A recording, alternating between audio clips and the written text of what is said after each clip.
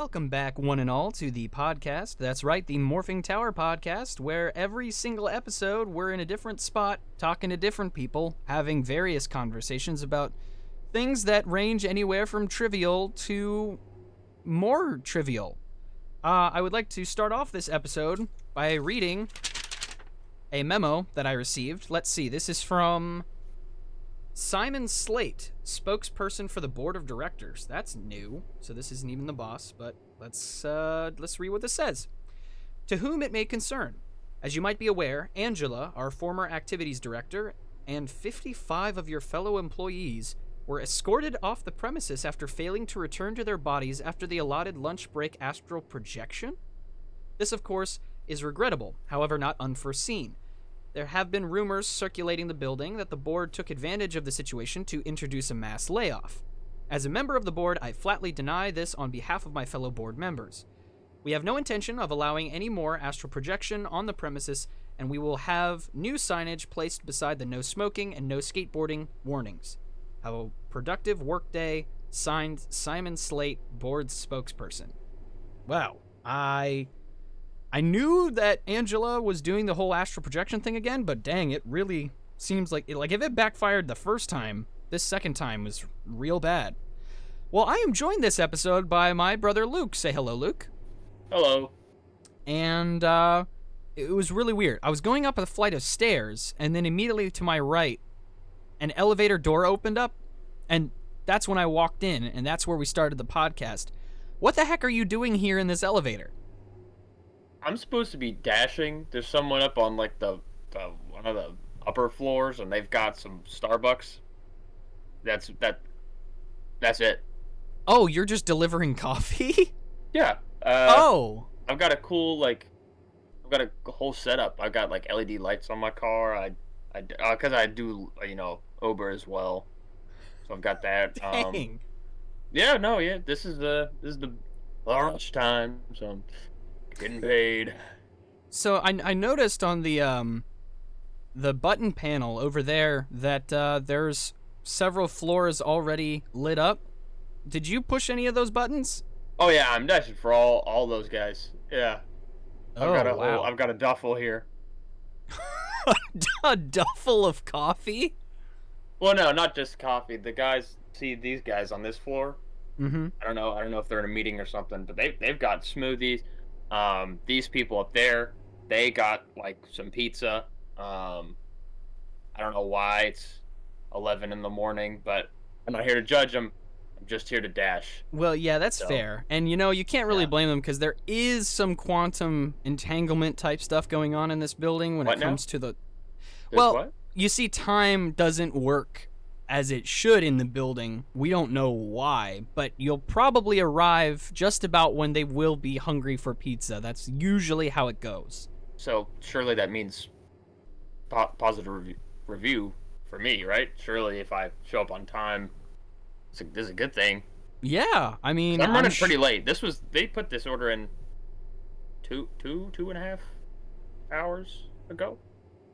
Well, yeah, but you also had to, go through the lobby, which I'm assuming was a bit of a nightmare. I honestly don't really remember walking through anywhere. I kind of don't really remember being anywhere else besides this elevator.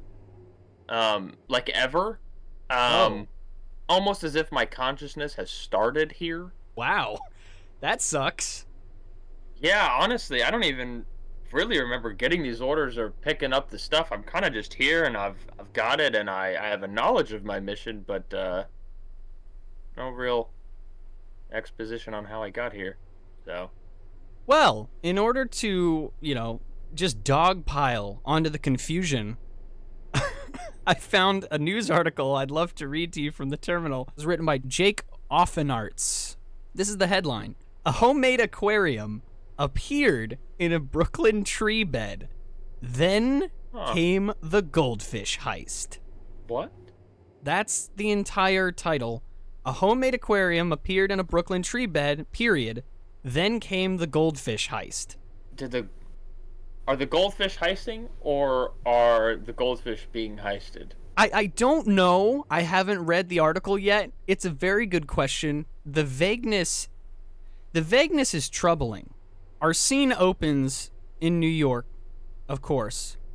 The article begins, a couple of longtime Brooklyn residents were lounging in the heat last week, staring at a sidewalk tree pit often flooded by a leaky fire hydrant, when they came up with the idea for a makeshift aquarium. Let's stop there. Huh? I mean, I know that, like, life in Brooklyn, the movies might have fantasized it a little bit, but are you telling me in New York City, you are so bored that you see a low spot in some dirt and think, we could use that as an aquarium? I might be from New York. Oh, well, I don't want to offend you. No, I don't know. I just, the whole memory wiping thing's got me a little messed up right now, but it's kind of jogging my memory. I feel like I might be from New York. Oh, wow. Yeah. Well, here's a quote from one of the people involved. Quote, we started joking about, what if we added fish? Recalled Haj Malik Lovick, 47, a lifelong resident of the Bedford what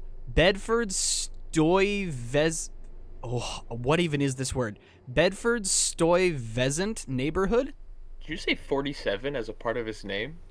They put his age right after his name, as if that's important in this story. I thought you said his name with the numbers, as if that was his full name. No, believe it or not, his last name is not Malik Lovick, 47, a lifelong resident of the Bedford Stuyvesant neighborhood. Quote, since the water is always there sitting in the puddle, why not turn this into something that's more interesting? End quote.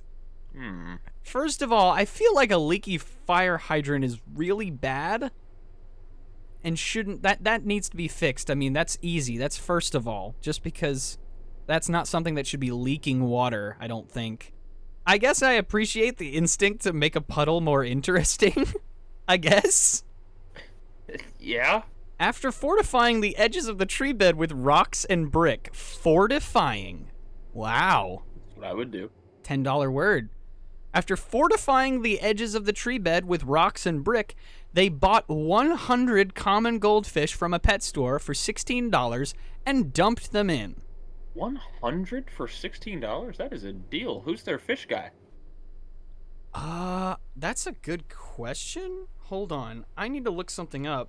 I've been getting gypped on trout for years, and I just cannot possibly think that there's somewhere that would go that cheap below the national average. I legitimately want to know how many babies goldfish have on average. Okay, well, this puts a spin on things. When it comes to pet fish breeding, goldfish are not the most monogamous. They can have up to 1,000 babies at a time. At a time? At a time. What does at a time possibly mean?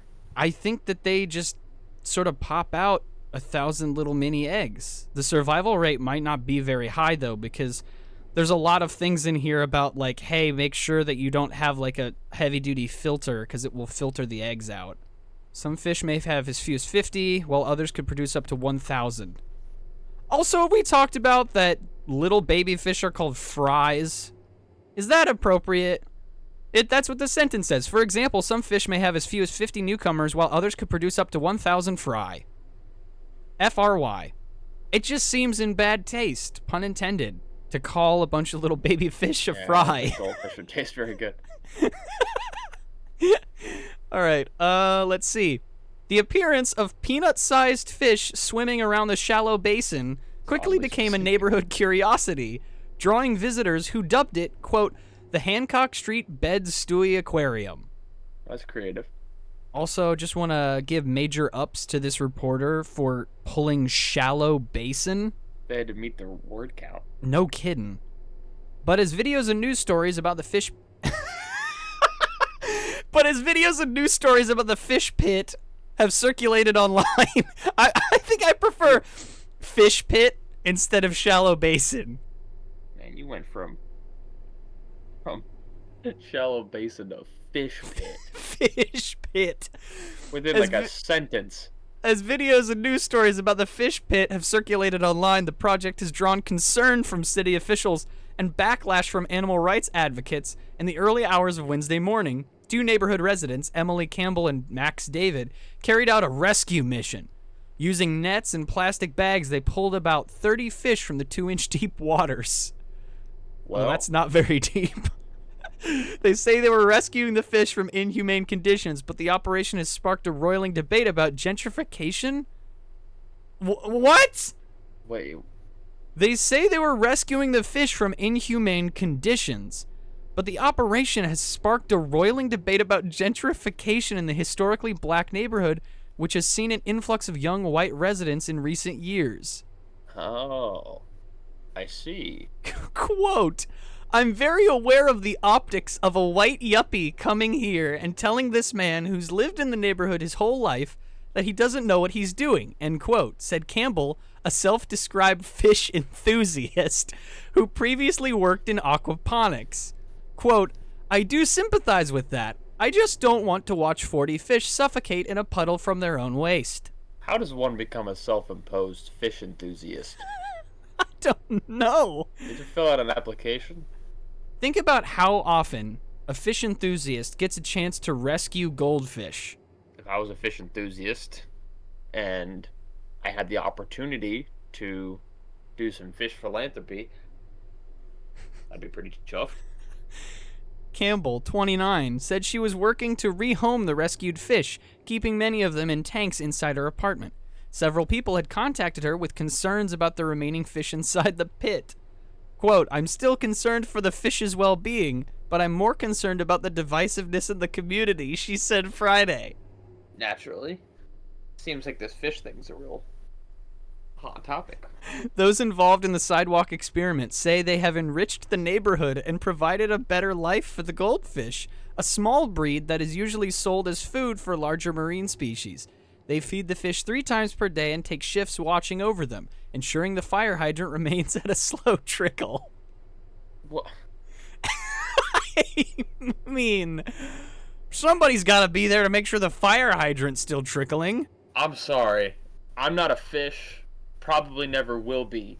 But if I had the choice between being food for a different marine animal or having to stay in a fish pit in New York City, I think I would rather be eaten. A 2-inch deep fish pit. I don't want to be in a fish puddle in the Bronx. I'd much rather... Brooklyn. It's Brooklyn. That's same thing, I think. But listen here, fish guy. Just leave them fishes where they be. Actually, no. Maybe just don't put them there in the first place. Don't. My confusion here is this: they paid $16 for all these fish. That's a good deal. Still. My question is, how expensive is a plastic tank?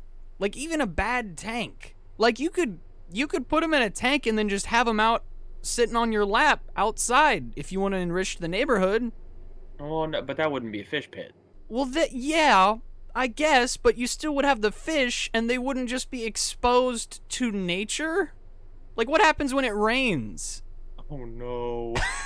The fish are gonna go on a magical adventure the moment... Into the New York sewer system. So you think it's... So many things weren't thought... What if it doesn't rain? Like, you have to make sure the fish pit is filled at all times. I'm surprised one New Yorker with their walking their dog has not completely utterly destroyed the fish pit. A neighborhood like a stray cat, like that's just easy prey. Slim pickings. It's a 2-inch deep fish pit. Where are they gonna go? Like shooting a fish in a fish pit. Yeah, they're just... Man. Quote, I feel like we're helping the goldfish, Lovick said. Quote, these people came here and just want to change things. I'm trying to be sensitive to all sides here, but it's not like, oh, this is the legendary... Nah, I would, but I mean that is just animal abuse at the end of the day. You can't just put a fish in a puddle in Brooklyn and say that you're enriching the neighborhood. That is not how this works. The article continues. In recent days, supporters have come by to donate decorations, such as pearls, and seashells, as well as food, according to Floyd Washington. Idea. One of the... Yeah? Donate a tank. You know, that's a pretty good idea. Instead of just making the pit prettier, you think maybe a tank might be a good idea. Like, maybe if we throw enough shiny stuff into the fish pit, the fish will be happier. That's like if you went into like an alleyway where there's like a lot of, people down on their luck, not able to afford homes, and you just put like string lights around like the alley. You know what I'm saying? Yeah. This doesn't fix the problem, the inherent problem that these fish are dying, first of all, because they said they saved 30? Yeah, they pulled 30 out initially. And are they removing the dead fish as they die? I don't know. I don't know what the mortality rate's been so far. Or is this just becoming a dead fish stew? Let's see. Yeah, in recent days, supporters have come by to donate decorations such as pearls and seashells, as well as food, according to Floyd Washington, one of the pond monitors. Quote, Pond monitors? Pond monitors. Quote, it brings conversation in the community, he said. Quote, people stop on the way to work and get to see something serene and meet their neighbors. Now we have these fish in common. You know what else would, achieve the same goal? Maybe give him a tank, number one. Number two, you could just, I don't know, you could have little, garden gnomes or something immortal. So that way you can avoid, well, I mean, that's assuming that the garden gnomes they choose are immortal, but that's a whole different conversation. It depends on if they have 16 extra dollars they can blow on an immortal garden gnome. True, those are far more expensive. I guess I didn't think about it. You could buy them in bulk, though, surely.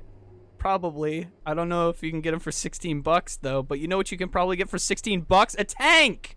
Yeah. He said the group planned to keep the fish in place for about 2 more weeks, then donate them to neighborhood children. On Friday afternoon, the visitors included... Making it 2 weeks.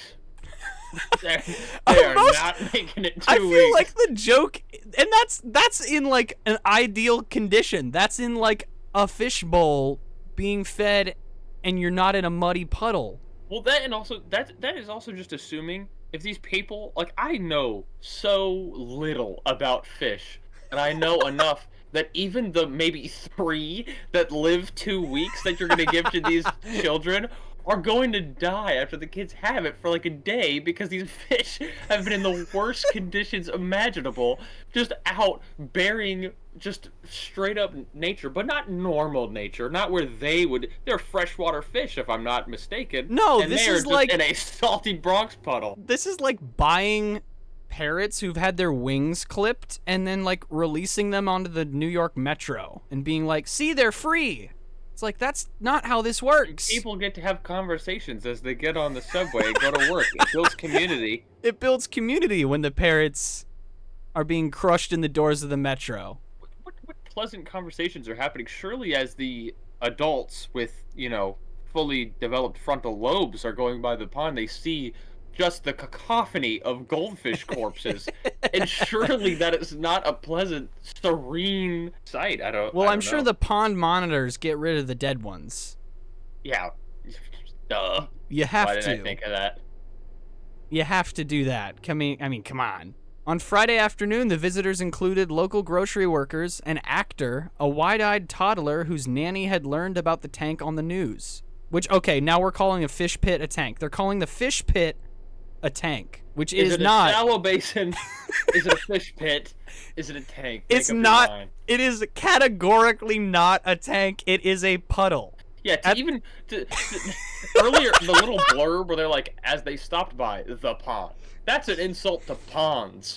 It's a 2-inch deep puddle of water at the base of a fire hydrant. I could give me a shovel in an hour, and I could give you a better fish pit than how they're describing this crap. Quote, it's a really beautiful guerrilla intervention, said Josh Draper, an architect who keeps his own goldfish in his Bed-Stuy apartment. Quote, it's creating a city that's alive, end quote.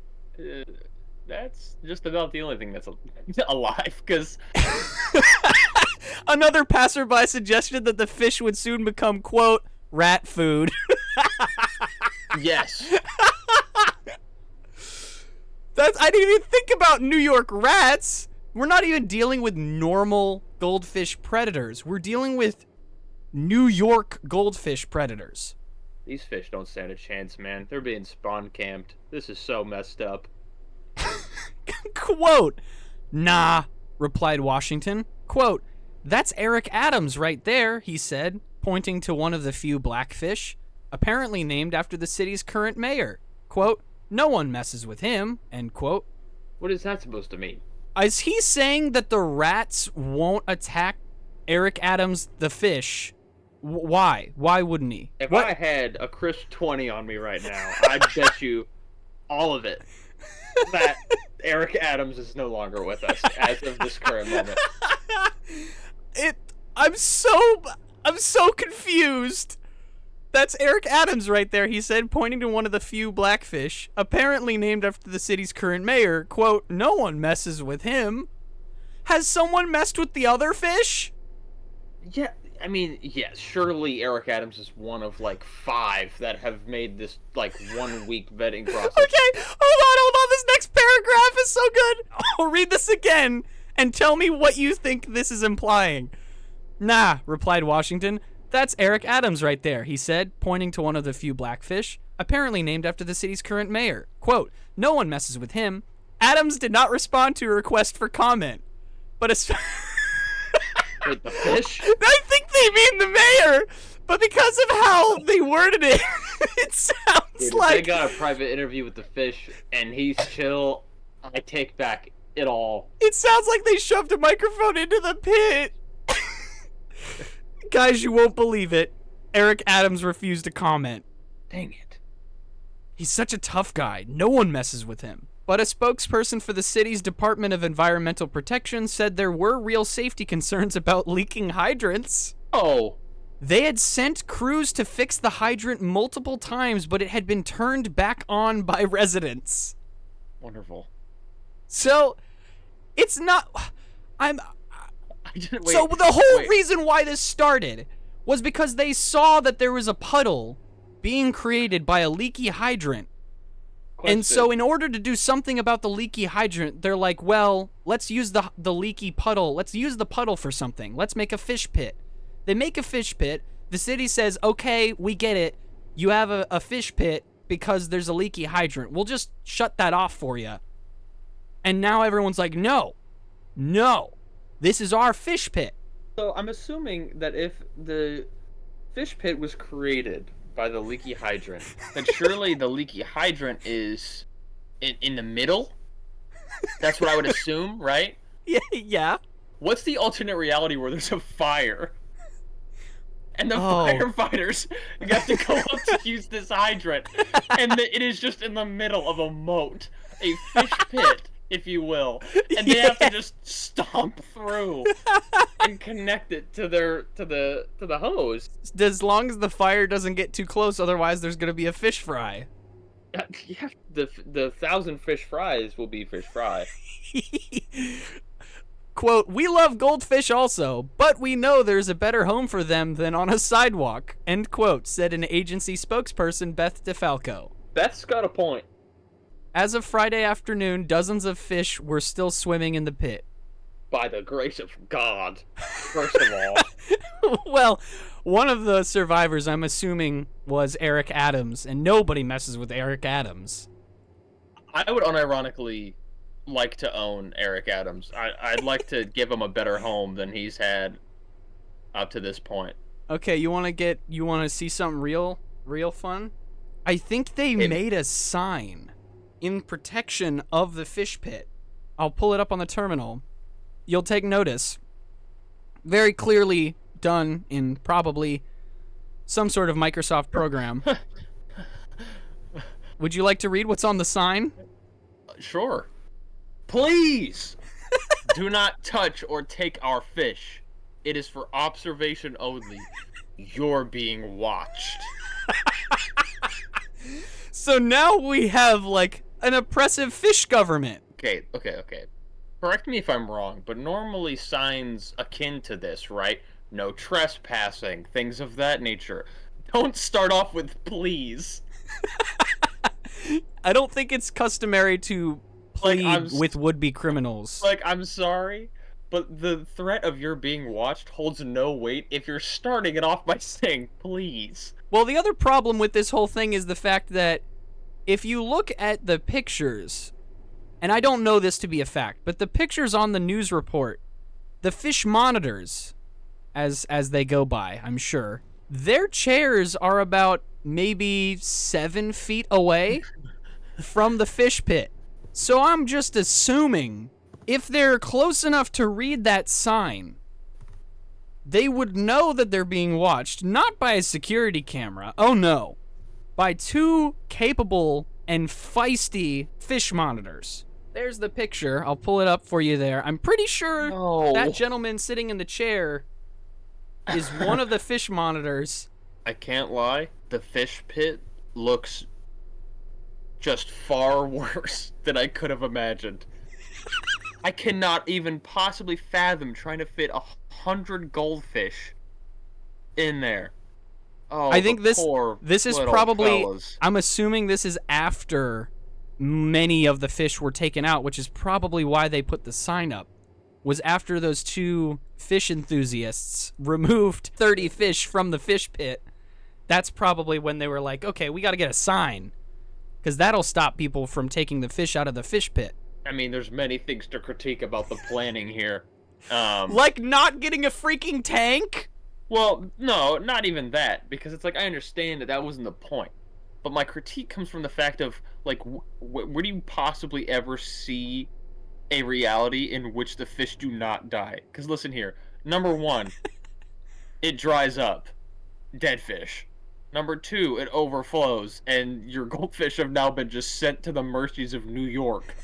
Dead fish. Animals of any kind, any type of rainfall, literally anything happens. Okay, but let me rebut here. Let me play devil's advocate. First of all, never gonna dry up, because they're always gonna keep on breaking the hydrant, right?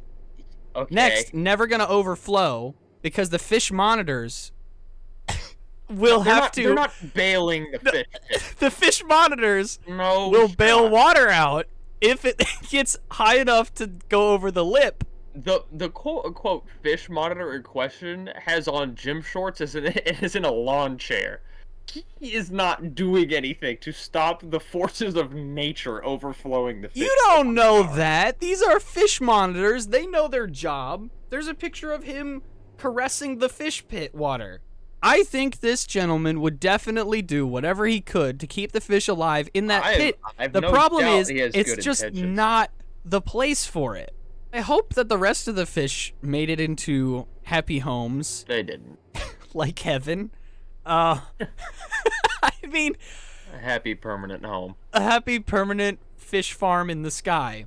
I don't think the fish pit probably got very many good reviews from the fish, specifically Eric Adams. But that's a perfect segue into everybody's favorite part of the show, reading reviews and then guessing how many stars are attached to those reviews.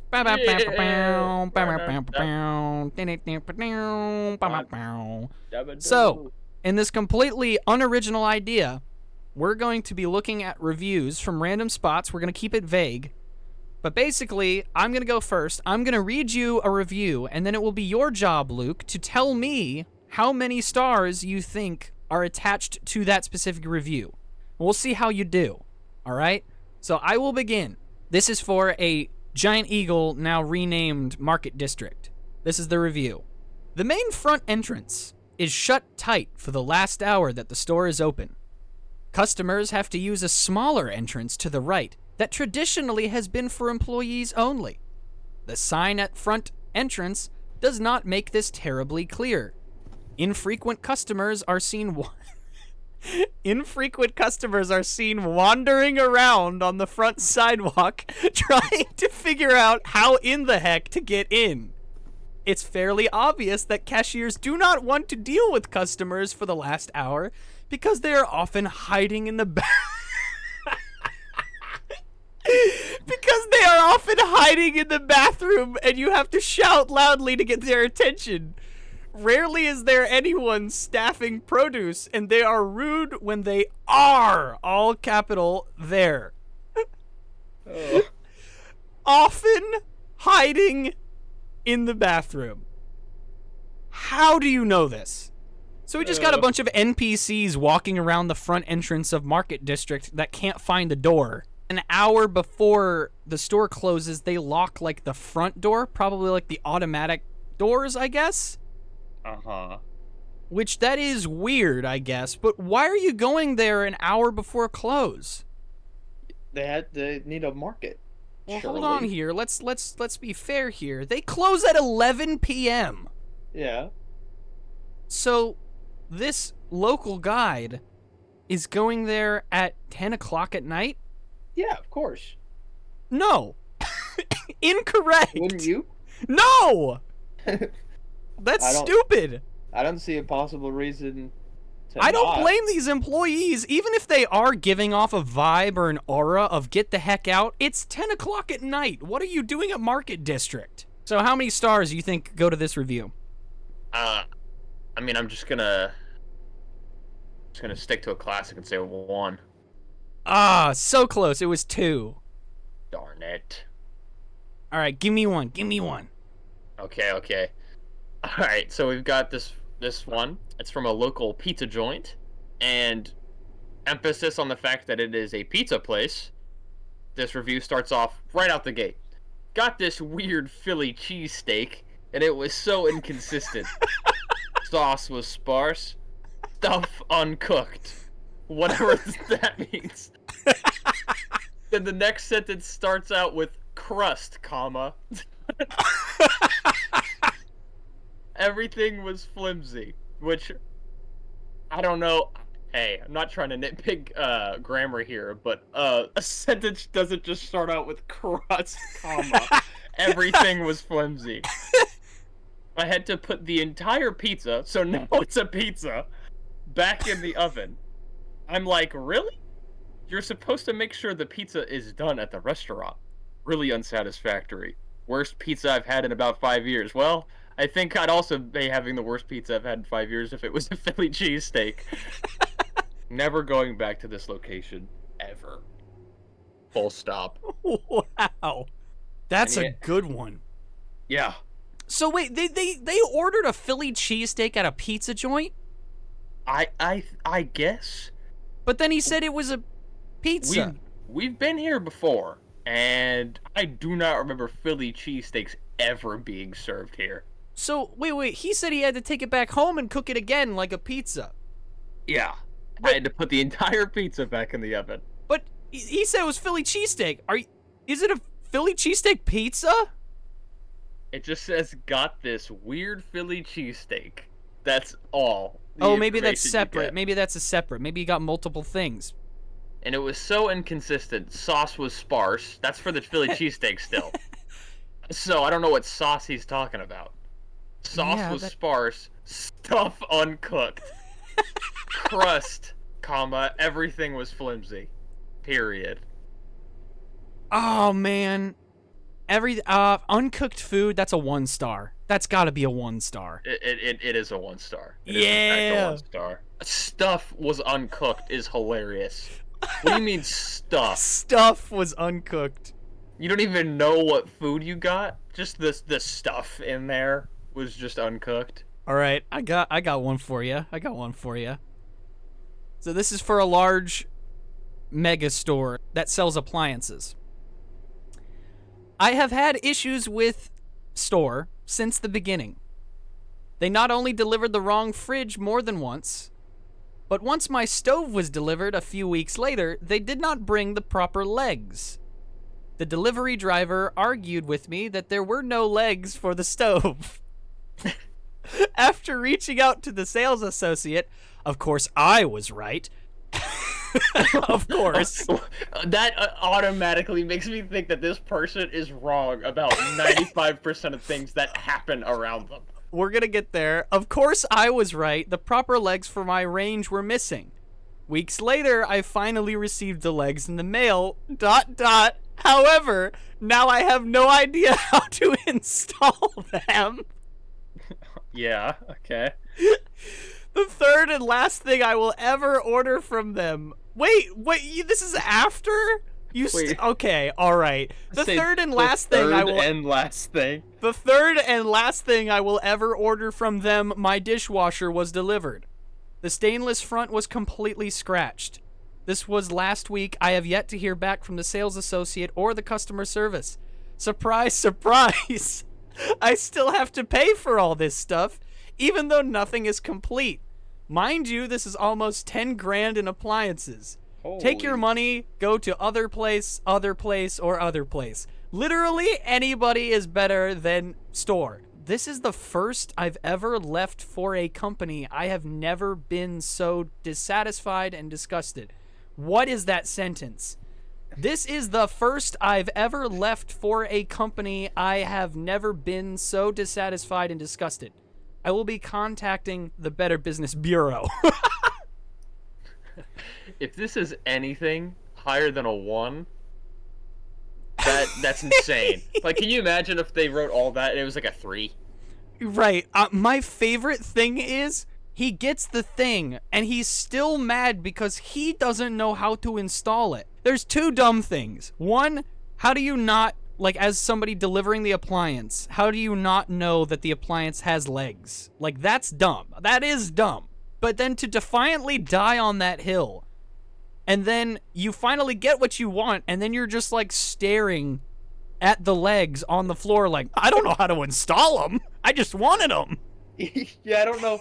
It's like you didn't, like, this problem, like, arose once they arrived, but there was just no pre-thought. You spent over $1,000 with this place. You ordered 3 consecutive things from them. If you were that mad after the first and second, why in the world did you go back a third time? That's on you. Yeah. Third and final thing ever ordered. So, what's your star rating? I'm locking in 1. If that's You are anything, correct. You're okay, correct. It's yeah. 1 star. That would force me to rethink some things. All right, I've got one. Okay. This is for a small little bakery in town. Oh no. So this person said that they have just moved to Ohio from Virginia. And so there's multiple chains of this bakery apparently. And so this is the first time ordering from the one in Ohio. They say, I haven't been to the Ohio location. I moved to Ohio from Virginia. And was so excited to see the store here. They must be individually owned and operated because not one item I purchase in Virginia is on this menu. Breads, dash, apple scrapple. What? Huh? What? Apple, breads, dash, apple scrapple, Wait, what the heck? feta. Stop. What are you? Apple strapple? No, apple scrapple. Scrapple. Apple Scrapple. What? Apple What? scrapple, spinach feta, and white cheddar garlic. No dog bones. What? No salted caramel cookies. No red, white, and blue scones. Communists. I'm bummed. I'm hoping they do special orders. I guess it's good they don't have any of these because I used to go every Saturday morning. Man. Apple scrapple, spinach feta, and white cheddar garlic. No dog bones. I want you to know, no dog bones is its own dedicated sentence. Can you help me out here? Spell it for me again. Scrapple? Yeah, so apple spelled like apple, and then S, capitalized by the way, Scrapple. I think they mean scrapple. Apple scrapple, but they misspelled it. So, apple scrapple is a thing, which, I'm sorry, that's a dumb name. Scrapple is a breakfast meat product traditionally eaten in parts of Pennsylvania and the Mid-Atlantic. Scrapple makes use of every last bit of pork, from meat to skin to organs like liver and tongue. Oh. Apple. These offcuts are ground finely and blended with pork stock and binders like wheat flour, buckwheat flour, or cornmeal, then seasoned with salt and a blend of spices that varies by producer. The result is a loaf that keeps its shape when sliced, becoming crispy and caramelized on the outside and warm and tender on the inside when fried in a pan.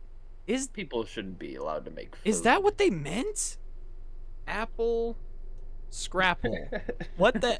This is like Apple Scrapple Festival, Bridgeville, Delaware. Hold on, baby. Oh no. Oh no, their website.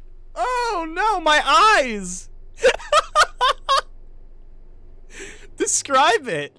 Oh, sweet Lord have mercy. Talk about the website. Talk about the logo. Talk about the logo. Oh, you mean the jovial little swine with balloons? I'm gonna be Scrapple. I'm gonna be made into a scrapple loaf one day, like my father before me. There's just an actual, like, photorealistic basket of apples and then, like, a stock cartoon of a pig holding balloons for some reason. Let's take a look at the important events on the Bridgeville Apple Scrapple Festival website. So start with number 1. What do we got first up on the docket? Well, first on the itinerary for today's gun raffle. Donated by Dirty Donkey Gunsmithing. No shot, right? If I'm someone that gets a gun, you know, whether they're for hunting purposes or whatever, I'm not sure I'd want to get my gun from Dirty Donkey Gunsmithing Apple Scrapple Gun Raffle. All right, what's next on the docket? Well, are you including the Apple Scrapple planning meetings? Yeah, because I really want to go. Beginning in February, Apple Scrapple planning meetings are usually held on the last Tuesday of the month at 6 p.m. So they are meeting monthly to organize the Apple Scrapple Festival. According to the website up at the top, the festival opens at 4 p.m. on October 11th of this year. So they're going to have 2 more meetings. They've had 7 meetings thus far. They're about to have their 8th, and they will have their 9th. They'll have 9 total meetings discussing the Apple Scrapple Festival. And what's next on the docket? Oh, you know, just the yearly Little Miss Apple Scrapple pageant. Would you please describe what the flyer looks like? It's a little pig with a tiara, and it's just got the most aggressively loopy font, and it quite literally just says Little Miss Apple Scrapple pageant. Oh wait, okay, hold up. There's a registration PDF. Give me a moment. So tell me something. Can a child sign themselves up for this? You need the parent signature. You're telling me that a parent looks down at their lovely child, their lovely little girl, and they say, you know what? I think you could be Little Miss Apple Scrapple. Little Miss Apple Pig. It costs 25 clams to get your child into Holy the Apple Scrapple crap. contest. The What Else Do I Need to Know category has bullet points such as contestants may wear blush and lip gloss. No other makeup may be worn. Okay, because obviously they know when to pump the brakes. So They're if reasonable. If little Susie shows up to Apple Scrapple and she's got eyeshadow on, pick her out. She's for the Scrapple. Say what they're allowed to have on again. Blush and lip gloss, not lipstick. Don't be confused. If you show up in lipstick, you are. My thing is, the lovely pig on the poster has like eyelash extensions. Well, those aren't allowed. Those aren't allowed. That's false advertising. What if my precious little piggy wants to win Little Miss Apple Scrapple and she puts on extensions because of the poster and she gets disqualified? You're out of there. And if you'll notice at the end of the What Else Do I Need to Know category, there's a no refunds policy. Yeah. Under what circumstance would that have been a thing? Win. Their kid didn't win, and they were like, well, our kid should have won, and blah, blah, blah. People try to get refunds for anything. Like refund the daughter or the event? The event. Take this little Apple Scrapple away from me. She lost. Yes.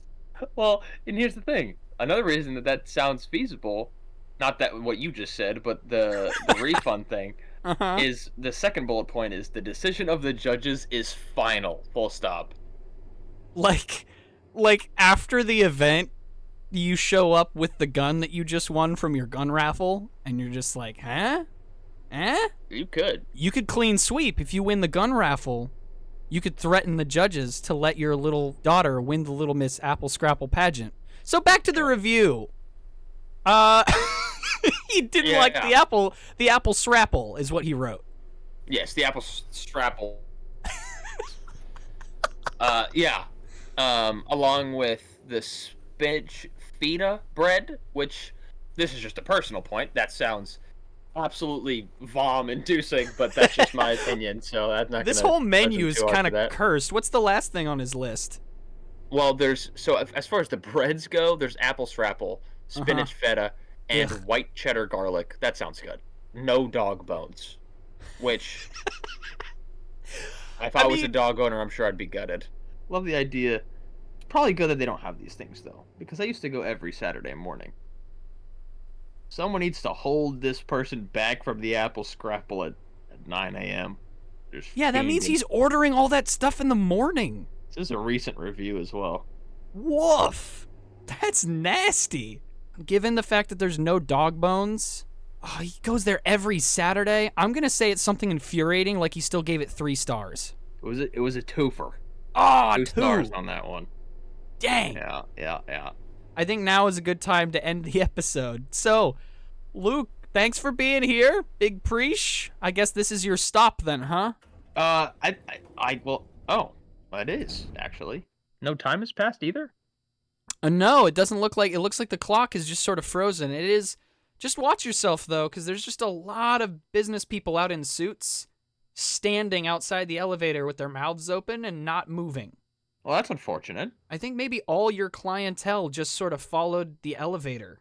They're not gonna hurt and or consume me, are they? I don't think so, but I would recommend dropping and running.